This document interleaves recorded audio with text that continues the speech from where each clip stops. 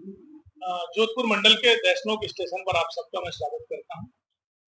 जैसा कि आप सबको मालूम है, भारतीय रेल द्वारा अमृत भारत योजना के नाम से स्टेशन के पुनर्विकास का कार्य प्रारंभ किया गया। पूरे देश में लगभग 1300 स्टेशन को अमृत योजना के तहत शामिल किया गया है। उनमें से लगभग 80 स्टेशन आपकी इस रेलवे में, जिसे नॉर्थ वेस्टर्न रेलवे कहते हैं। जोधपुर डिवीजन का पार्ट देशनोक स्टेशन है और जोधपुर में कुल 15 स्टेशन ऐसे जिन्हें अमृत योजना में शामिल किया गया।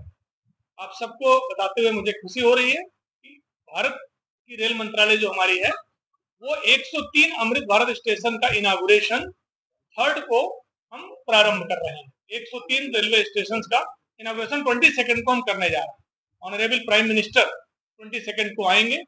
पहले देशनोक स्टेशन का उद्घाटन होगा, जो हमारा फिजिकल मोड में होगा। हम एक ट्रेन यहाँ से फ्लैग ऑफ करेंगे। उसके बाद पीएम साहब पलाना में हमारी जनसभा हो रही है, वहां पर वो प्रस्थान करेंगे। 22 को प्राइम मिनिस्टर साहब आ रहे हैं। प्राइम मिनिस्टर साहब सबसे पहले स्टेशन पर आएंगे, स्टेशन पर इसका उद्घाटन करेंगे, ट्रेन का फ्लैग ऑफ करेंगे और इसके बाद प्राइम मिनिस्टर साहब पलाना में जाकर के जनसभा संबोधित करेंगे।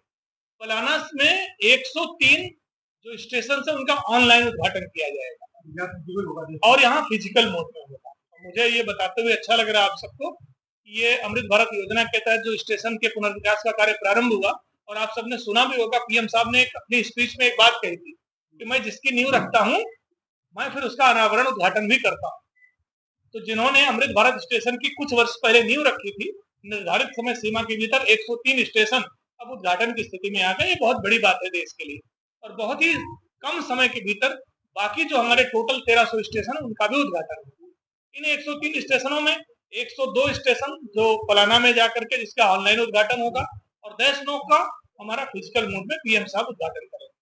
जिस दिन पीएम साहब आएंगे उस दिन बाहर हमारी जो राजस्थान के वीर हैं, शूरवीर हैं, उनकी एक स्थानीय गैलरी भी लगाई गई, जो यहाँ राजस्थान से जुड़े हुए हैं, जिन्होंने वीर गति प्राप्त की है, जिन्होंने देश के लिए अपना जान दी है, उनकी एक स्थानीय गैलरी लगाई जा रही है, जिसका पीएम साहब अवलोकन करेंगे।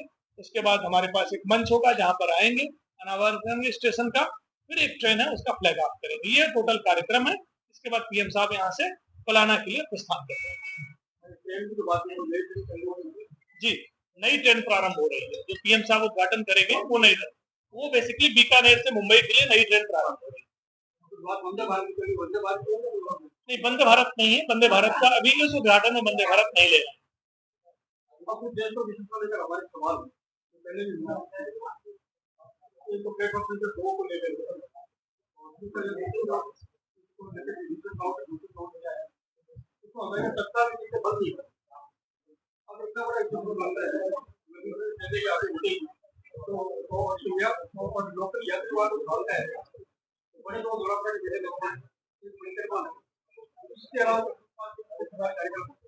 कुल मिलाकर 35 से 40 लाख लोगों का होता है। ठीक है, और यहाँ की 40% जो आबादी है वो प्रवासी है।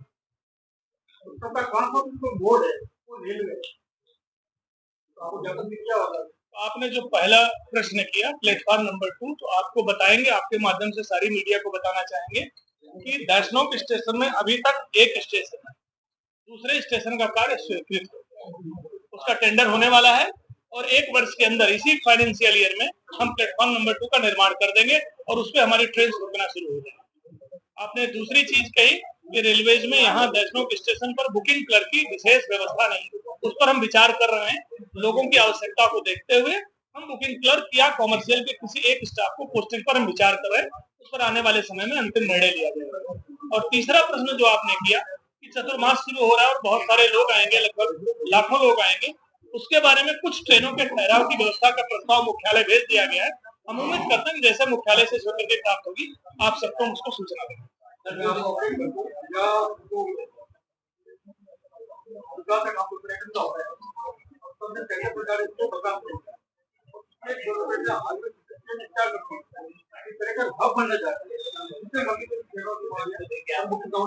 नहीं, स्थानीय बिल्कुल ठीक है। स्थानीय लोगों की मांग है कि लंबी दूरी चलाई जाए, तो आप देख भी रहे हैं कि एक लंबी दूरी की ट्रेन का उद्घाटन भी उस दिन हम करने जा रहे हैं।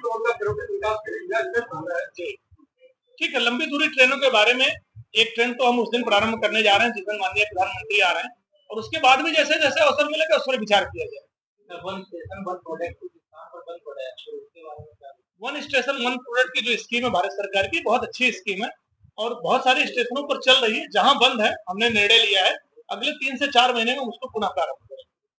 उत्तर पश्चिम रेलवे और के लिए जो है सीमांकन में थोड़ी सी गड़बड़ कि पलाना ये देख लो ये खुला है, लेकिन उत्तर पश्चिम रेलवे बड़ी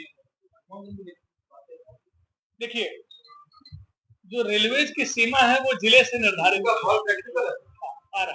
जो जो जिले की सीमा है, रेलवे लाइन जिले की सीमा से निर्धारित नहीं होती, क्योंकि रेलवे लाइन बहुत सारे जिलों में जाती है। रेलवेज का अपना एक डिवीजन है और रेलवेज का अपना एक स्टेशन है, एक डिस्टेंस पर बनता है। तो सपोज करिए कि आज देशमुख और पलाना जोधपुर डिवीजन में, ठीक है, हम मेड़ता रोड से यहाँ तक पहुंचते हैं। आप इमेजिन करिए कि अगर बीकानेर डिवीजन जोधपुर तक जाएगा तब भी यही इशू आएगा, तो उसको बीच में रखेंगे, एक तिहाई रखेंगे, एक चौथाई रखेंगे। इस पर हम लोग विचार इस तरीके से नहीं किया जाता। कौन सा स्टेशन किस डिवीजन में आएगा इसका विचार उसकी ऑपरेशनल फिजिबिलिटी, उसका जो कॉमर्शियल वायबिलिटी है और जो ब्लॉक सेक्शन है कितने डिस्टेंस का, उस पर निर्भर करता है।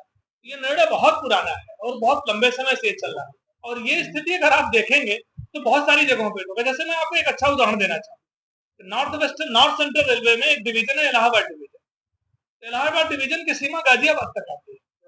यस, गाजियाबाद दिल्ली डिवीजन में है, लेकिन गाजियाबाद बॉर्डर तक इलाहाबाद डिवीजन आता है। तो ये तो कहीं ना कहीं किसी न किसी डिवीजन में बांटा जाएगा। उसको हम जिले की सीमा से ना जोड़े तो बेहतर होगा। ऑपरेशनल, कॉमर्शियल और बाकी चीजों को देख करके उसका निर्णय होता है।